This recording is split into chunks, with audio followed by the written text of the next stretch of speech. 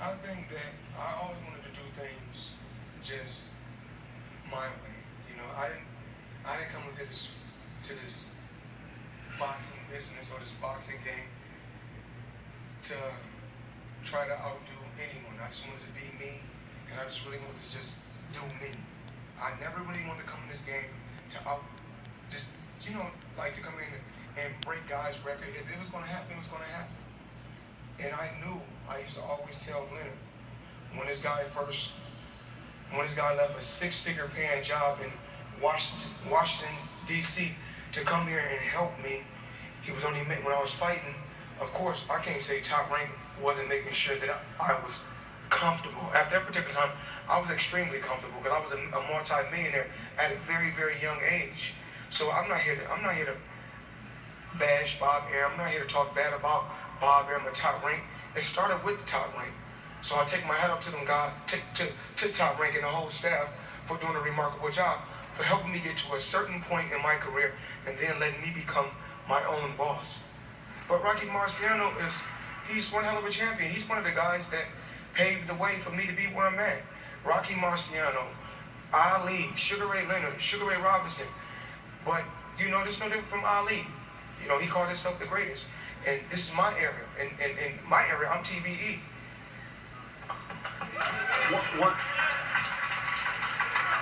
One follow-up. You said if it's going to happen, it's going to happen, but you're the only one that can control that. So Yeah. Why don't you want to do it? Or have you made up your mind definitely that one fight only, and you're done? As of right now, because like I said before, I'm only human. I contradict myself. I always tell you, I contradict myself. I'm not perfect. I strive to be a perfectionist. That's no different from my dad when he was in the corner. My dad was on my ass. He was like, listen, your ass need to pick it up. I'm not liking how you're performing. You're doing enough, but you're not doing what I want you to do. Pick it up. But I know deep in my heart and deep in my mind, I was winning. But my dad was just going by the audience. He didn't want, because, he's been reading about, they're going, he's been following the fight. I haven't been following the fight. What I did was, I go on demand, I watch movies, I watch playoff basketball, and I stayed away from worrying about what the media says and worry about watching my show All Access or watching any shows leading up to this fight. My whole focus was to go out there and just do me. And my dad was just in the corner. He was on my ass because he felt like anytime the guy threw a punch, they'll scream. So if he keep a pressure, he could swing a shot and miss. They'll scream. So he felt like the fight was extremely close. But I knew, with me having experience at this level, the judges is not going by the crowd screaming. The judges is going by shots landing. And when it's all said and done, when my career is over, TBE, I don't want to be just known as the best fighter inside the ring. TBE is not just inside the ring. I'm a calculated fighter. I make it's just smart moves on the outside. I play chess on the outside as far as choosing the right people on my team. And one of the chess moves that I made was, I got Alex a reason, and I brought him over to my team. Because I know that he was a strong asset for Manny Pacquiao. I want to know a guy's weakness. My thing is this: I'm going to always put any fighter in discomfort, in the most uncomfortable position as possible. So that can put me, and that's going to put me in the most comfortable position and put him in an uncomfortable position. Floyd, congratulations. That's Dave Mayo. I know him. I'm here. Congratulations. A couple of things about the fight. The shot he landed, the left hand in the fourth round, Yes. kind of staggered you. What, relative to other punches you've taken, where was it? He hit me with a good, he hit me with a solid shot. You got to realize, with my career, early on I was extremely active. I was always fighting. Whereas now, I take so much time off. Many just fought Algeria. And the last time I fought was September. When did he fight Algeria? I don't know if I'm calling the guy name out right. I don't want to disrespect him. November. So he just fought in November. So he's a little bit sharper than I am. You know, it's just like this. When you're in a contact sport and you're always engaging in battle, you could take a shot a lot better. To whereas if I'm sitting off 6, 7, 8 months, when I get in the big fight and I get hit with a good shot, it's like, damn, it wakes me up. Like, okay, now I know where we at. There was that little moment I think it was at the end of the 11th round where he banged his gloves together, tried to kind of encourage you, and you banged your gloves back and jabbed him.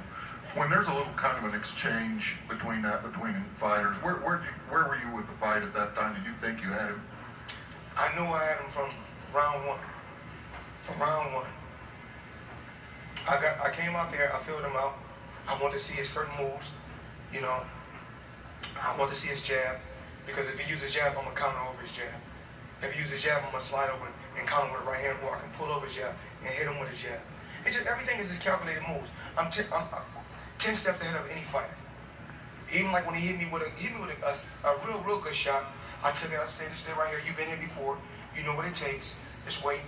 He's going to shoot his low, make him miss. And then what I do is go down to his body, slow him up. And when I slow him with the body shot, look down body, feint him, touch him with the jab. There are probably millions of people watching this who would say that maybe the only way you could top this is to lose. Is there any part of you that just is thinking about walking away before that happens? No. Once again, I was born a winner. I'm going to die a winner. I don't really try to focus on winning. Like I said before, I was brought up in my family, all we knew was to be first. And whatever we did, it's always about being first. Win, win, win. That's all I knew. To whereas what I installed in my children is this.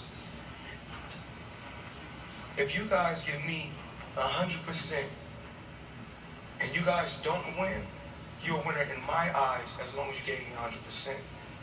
So I look at things totally different. What's been installed in my head from day one is still in me.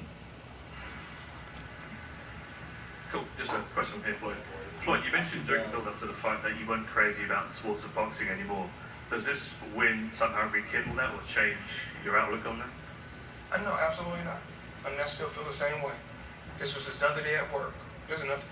I mean, no different from like the guy I fought in my third fight. I feel the same way about this fight right here.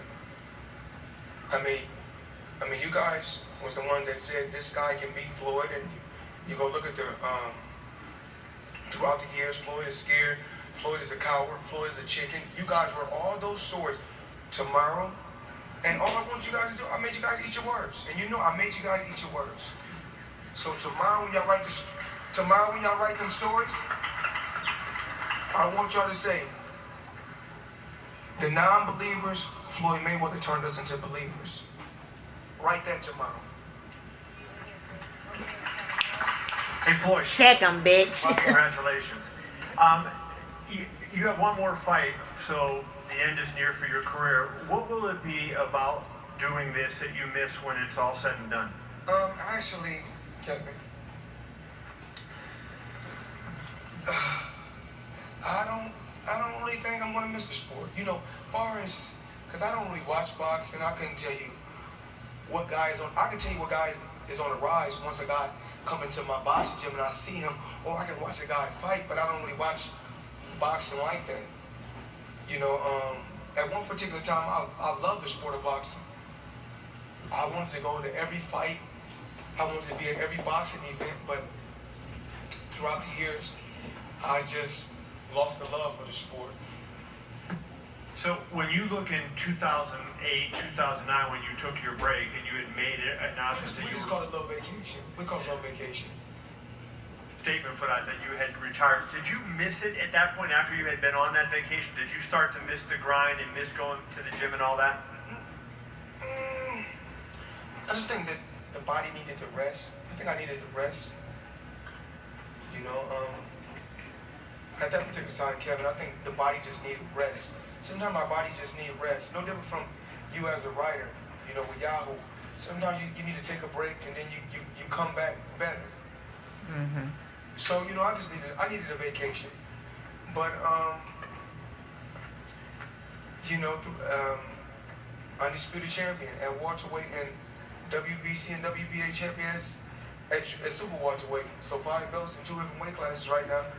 But I think Monday I'm gonna relinquish all belts. You know, Monday, you know, I made a decision in the back that my last fight may not be a championship fight. I'm gonna give up all the belts. It's still gonna be a 12-round fight, but I'm gonna relinquish all the belts Monday. Floyd, you over here. Obviously you won, you dominated him, you know, technically, and I just wondered. They said afterwards that he had been refused an injection for his shoulder, okay, by the Nevada State Athletic Commission. That's by the by for now. But what I'm saying is, he was very left-handed in the fight. Would you consider a second fight with Manny Pacquiao? Because it was enormous, wasn't it? It was a massive global event.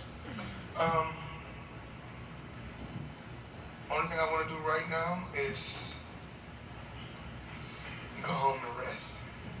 All I want to do is go home and rest. I'm not thinking about Manny Pacquiao at this particular time. We both made, I mean, we can't even put a number on, you know, I can't put a number on, I can't say what he has done, but for my team, you know, in the back today, for them to tell me I made $2.8 or $2.7 million with a minute, or was it a minute? You know, for my team to hand me a $100 million check in the bag is remarkable. And